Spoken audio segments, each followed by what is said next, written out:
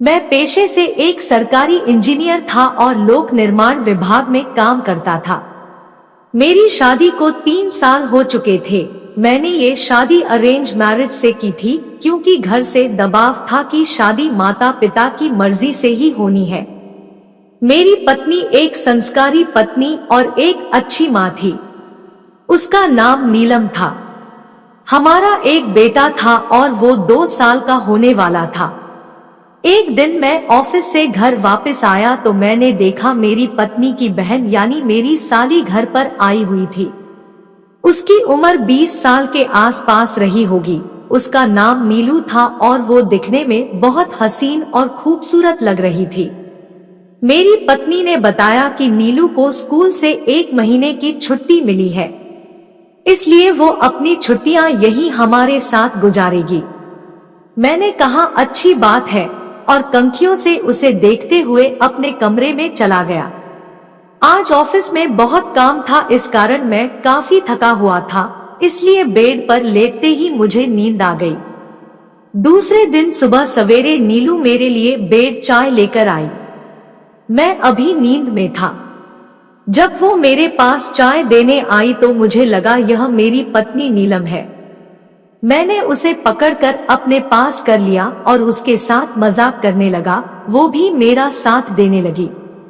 फिर जैसे ही मैंने आंखें खोलकर देखा तो यह नीलू थी। अपनी साली को देखते ही मैंने तुरंत उसे छोड़ दिया और उससे माफी मांगी।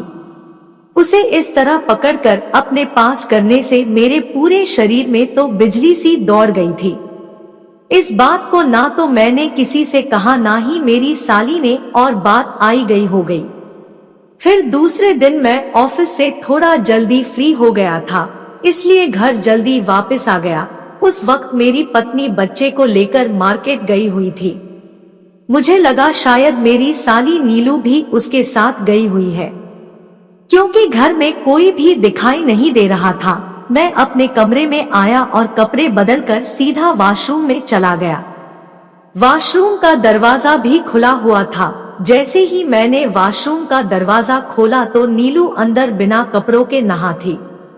उसे इस हाल में देखते ही मेरी तो जैसे सांसें ही अटक गई। वह मुझे देखकर मुस्कुराने लगी और बोली, क्या हुआ जीजू, आपकी सांसें क्यों ऊपर नीचे हो रही है? उसकी खूबसूरती देखकर मैं कुछ पलों के लिए जैसे सुन्न सा हो गया था। फिर जल्दी से दरवाजा बंद किया और कहा कि दरवाजा अंदर से बंद करके नहाया करो, और उसे सॉरी बोलते हुए वापस अपने रूम में चला गया। उस रात मेरे दिमाग में नीलू का ख्याल आता रहा। उसको जिस हालत में देखा था वो बार बार मेरे सामने आ रहा था। इसी कारण मैं रात में अच्छे से सो भी नहीं पाया। लेकिन एक बात मुझे हैरान करती थी कि इतना सब होने के बाद भी मेरी साली को कुछ भी बुरा नहीं लगा, और ना ही उसने ये बातें कभी अपनी दीदी से कही। फिर कुछ दिन ऐसे ही गुजरता रहा। इस बीच नीलू की हरकतें मुझे काफी अजीब लगने लगी थी। वो हमेशा मेरी तरफ कुछ अजीब नजरों से देखती। उसे जब भी मुझे टच करने का मौका मिलता वो बेझिझक टच कर लेती, और कई बार तो जब मेरा बेटा मेरे पास होता तो वह उसे लेने के बहाने मेरे बहुत करीब भी आ जाती थी। मुझे नीलू का यह सब करना ठीक नहीं लग रहा था, लेकिन मैंने इस पर ज्यादा ध्यान नहीं दिया। फिर एक दिन मेरी पत्नी को बच्चे को टीका लगवाने हॉस्पिटल जाना था। उस दिन मुझे ऑफिस से छुट्टी थी। मैं जब थोड़ा सा लेट सोकर उठा तो पास वाले कमरे से मुझे मेरी पत्नी और साली नीलू की आवाजें सुनाई दे रही थी। मेरी पत्नी नीलू को अपने साथ हॉस्पिटल लेकर जाना चाहती थी, लेकिन नीलू ने कहा उसे बच्चों को इंजेक्शन लगाते देखा नहीं जाता और उसकी तबीयत खराब हो जाती है, इसीलिए वह नहीं जा पाएगी। तब कुछ देर के बाद मेरी पत्नी बच्चे को लेकर टीका लगवाने हॉस्पिटल के लिए निकल गई। अब मैं और मेरी साली नीलू दोनों घर पर अकेले थे। मैं अपने कमरे में बैठकर टीवी पर कुछ देख रहा था।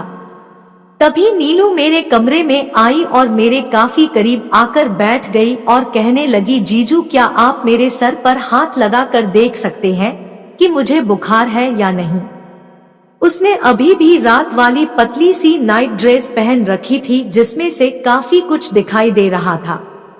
मैं उसके सर अपना हाथ रखकर देखने लगा। उसका सर तो बिल्कुल ठंडा था। जब मैंने उसे बताया कि उसका सर तो बिल्कुल ठंडा है, उसे बुखार बिल्कुल भी नहीं है, तो उसने थोड़ा मुस्कुराते हुए कहा, आपको तो मेरा असली वाला बुखार शायद नजर ही नहीं आ रहा। मैं उसकी बात समझ नहीं पाया और पूछा कि क्या मतलब। उतने में मुझे मेरी साली ने एक किस कर लिया। एक पल के लिए तो मैं जम सा गया। मुझे कुछ भी समझ में नहीं आ रहा था कि यह सब क्या चल रहा है। मैंने खुद को उससे दूर किया और कहा, नीलू यह सब ठीक नहीं है। हमारे रिश्ते की एक मर्यादा है और इस मर्यादा की इज्जत करना चाहिए। और अगर तुम्हारी बहन को यह सब पता चल गया तो मैं अभी अपनी बात पूरी कर पाता उससे पहले ही उसने रात वाली नाइटी को अपने नीचे खींच दिया। मैं तो जैसे सदमे में चला गया। मुझे कुछ भी समझ में नहीं आ रहा था। अब मेरे सामने नीलू उसी तरह खड़ी थी जैसे उस दिन वॉशरूम में थी और उसे इस तरह से देखकर मेरी आंखें तो खुली की खुली रह गई। एक तो वह वैसे ही बहुत हसीन थी, ऊपर से इस हाल में देखना मेरे लिए तो नजर हटाना मुश्किल हो गया था। फिर वो मेरे करीब आई और बोली कि जीजू इसमें गलत क्या है? जब मुझे कोई दिक्कत नहीं है तो आपको इसमें क्या दिक्कत है? अब मैं निःशब्द हो गया था और मैं ना चाहते हुए भी खुद को उसके करीब जाने से रोक नहीं पा रहा था। फिर उसने मुझसे मजाक करना शुरू कर दिया, जो कि मुझे भी अच्छा लग रहा था। अब मैं भी अपने जज्बातों पर काबू नहीं रख पा रहा था और मैं भी अपना होश खो बैठा।